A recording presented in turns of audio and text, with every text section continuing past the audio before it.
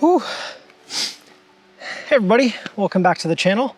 I am hiking up a trail here in Mount Rainier National Park. I don't have Ava by my side because they don't allow dogs here, rightfully so. I get it, I'm a biologist, it makes sense. But yeah, we're out here on a trail that leads us to Comet Falls. Now, I've never done this trail before. It's about 3.5 miles, but it's quite a bit of elevation. It is very steep on the way up. That said, this trail is gorgeous. Down on the left, there are tons of little waterfalls. I'll try and throw in some clips here and there of them, but that is not why we're here. We are here for Comet Falls, which from all the photos looks to be a massive double cascade, kind of similar to Falls Creek Falls, which you may have seen in a video of mine from a few weeks back. So I've got a backpack full of wintertime gear because it is wintertime here. That is why this trail is actually so empty right now. I have a fleece, a down jacket, waterproofs, emergency beacon, tons of food and water, everything that I would need on top of my camera gear. So just being extra safe because I am out here alone. My only expectation for today is to go and take some photos. They don't have to be stellar photos. I'm here for the adventure, as I hope you are too. And it's about 11 a.m. So we have some clouds building, blocking out the sun a little bit, but as you can kind of tell from behind me, the light is pretty harsh right now. It's probably gonna stay that way all day. And really, we're not here for beautiful sunrise or sunset light. We're here for the journey and for maybe a photo or two throughout. So I'm gonna get back on the trail. This was a very short break, and we are gonna make our way up to Comet Falls. Let's get going.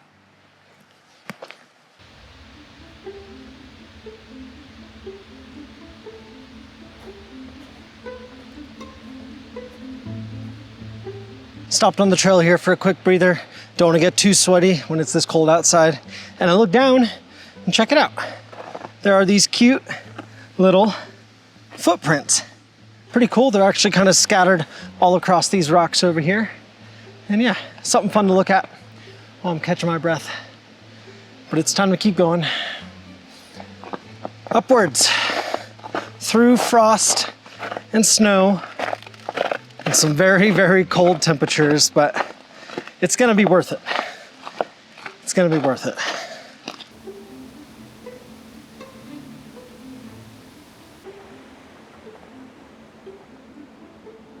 There's actually a beautiful waterfall right there. I don't know its name off the top of my head, but if Comet Falls disappoints, which I don't think it will, I think we're also gonna photograph that one on the way back.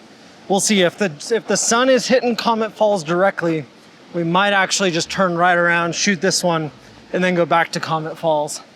Because at least this big one right now, oh man, it's a triple cascade. It is still completely in the shade. Man. Okay, we're gonna shoot this one first. I can see the sun, it's gonna be breaking through these trees any minute now. Comet Falls is gonna wait just a little bit. We're gonna photograph whatever waterfall this is first. From down here, you can't really see the third uppermost cascade, but I still think there's a good image to be had here. And I gotta work fast. The light is just starting to hit the trees on the upper side, and I would really like to do a long exposure. So let me go find a composition. Once I find it, I'll bring you over and I'll show you. It's not perfect, but I think it's a good start. Obviously, we have the waterfall right there. And I tried to look around and see if there were any kind of horizontal compositions. Wasn't really feeling it, at least not right here. There might be a little bit closer. But right here in front of me is this beautiful rock, little snow-capped with some green moss coming off the bottom. And I think it makes a decent foreground subject. So I went to a vertical orientation. I've got that anchoring the whole photo in the lower right. And then kind of upper center left, we've got the first two cascades of the waterfall. I'm shooting at, I think, f13, ISO 100, and probably about half a second or so of exposure. I'll pop this photo up on the screen, and after that, we're gonna keep hunting because there's definitely one or two more images to find right here.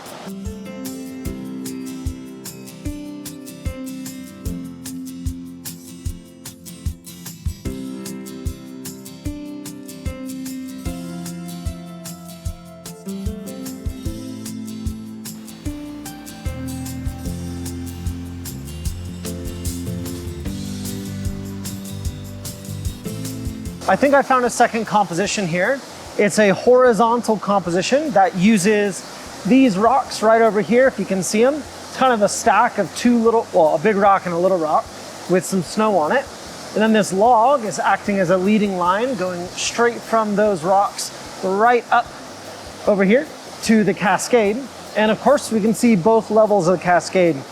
Now, I'm not sure in the photo right now if it's really coming through, but what I'm hoping to do, at least in the editing process, is to really bring out some of these greens, because I don't know if you can even tell on this camera, they are super, super vibrant against the white ice and snow. So I'm gonna take this photo, pop it up on the screen for you to see, and then we're gonna head over to Comet Falls.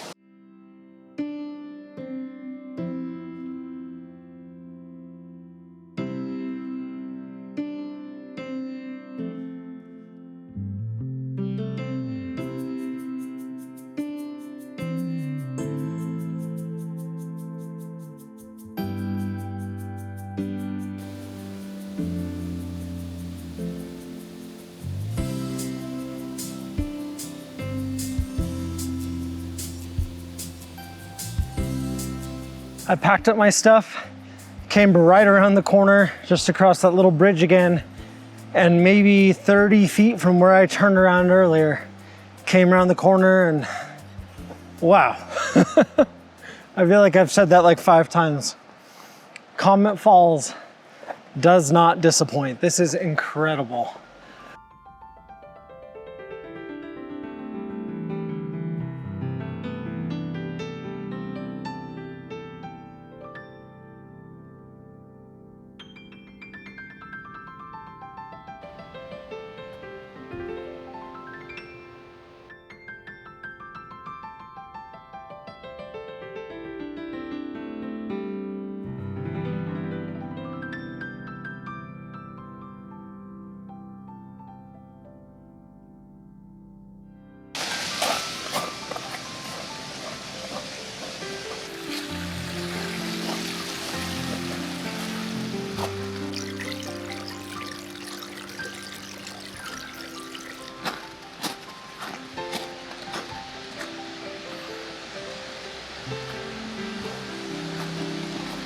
Welcome to Comet Falls. We made it.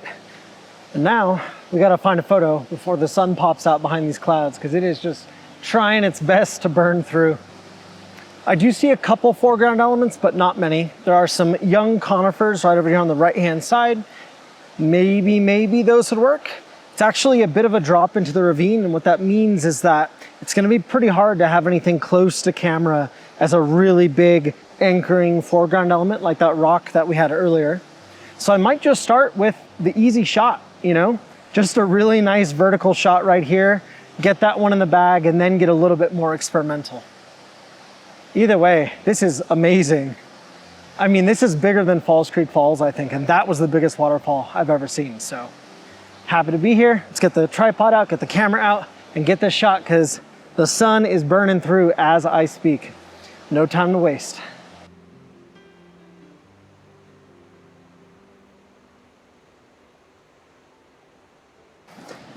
So I think for the long exposure that I want, I'm actually gonna put on a 6-stop ND filter. The polarizer at this distance isn't really doing much, so I'll probably take that off. But I think I'm actually able to get those conifers into the bottom right-hand corner. But this is gorgeous. Really, really happy to be here. Great way to end this hike.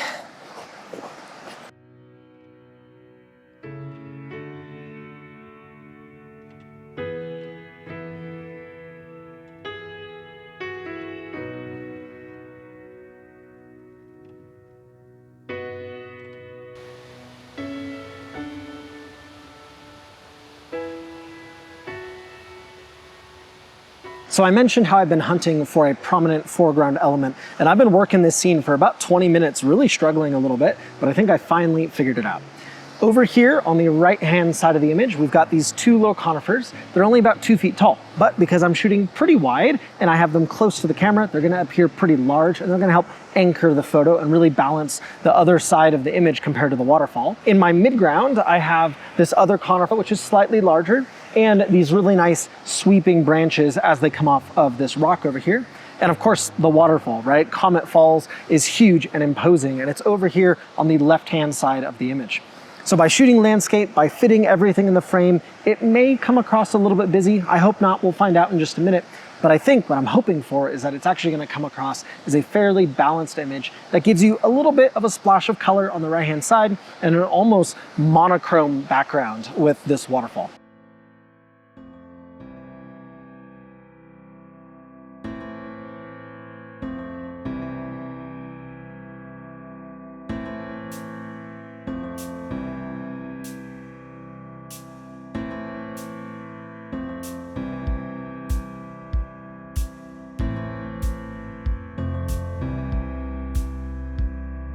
I was about to pack up my bag and I realized that there's actually something I can share with you that might be helpful about this photo and how I took it and how I usually take photos like this when I know I have to focus stack. So let's turn this camera around and we'll try to show you on the camera screen a helpful tip that might help you focus stack images like this in the future, especially when you have long exposure times. So as we just talked about, we of course have the waterfalls as our main element, but we also have these foreground elements that are maybe about 4 feet in front of my camera right now. And that means we're gonna focus stack. We're gonna take an image of this, an image of that tree, an image of our midground, another image of this, and another image focusing back here on the waterfall itself. And in post, you'll squeeze those images together, you'll blend them together, so that way everything is nice and sharp throughout. That's focus stacking. But while a lot of the times you'll be tempted to use your camera and to use the joystick on your camera to move around your focus point, a lot of cameras, or at least a lot of newer Canon mirrorless cameras, actually have a really nice function down here in the lower left corner of the screen. And this is touch shutter, if you can read my screen right there. So by clicking that, right now it says off. If I click that now, it says touch shutter enable. The nice thing about this feature with touch shutter is that anywhere you touch on the screen, your camera is going to focus. It's going to do a one-shot focus, and then it's going to take the photo. And that's really great when you're trying to focus stack and have as little movement on your camera as possible. So for example, I'm gonna come over here and I'm gonna click on our first closest tree. And there we go. It's taking the very first image. Now this is a 4-second exposure, so bear with me. There we go. Now we're ready for our second tree over here. Let me shorten the exposure for you. Click there. And there we go. Our second image is taken. Now we're talking about a pretty big focus stack here, so I want my midground nice and in focus. There's the photo of our midground. Photo of these secondary waterfalls over here, the lower cascade. And the photo of the main cascade over there. 99% of the time, I leave touch shutter disabled. It can actually be quite annoying to have it enabled if you accidentally touch your screen or if you like to use your screen to focus, but you don't necessarily want to take photos.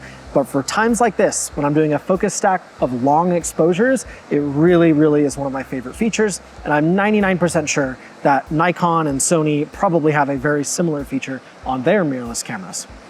So it is getting much colder all of a sudden. I literally am noticing it as I talk to you, and the skies have gotten noticeably darker and much, much thicker in clouds.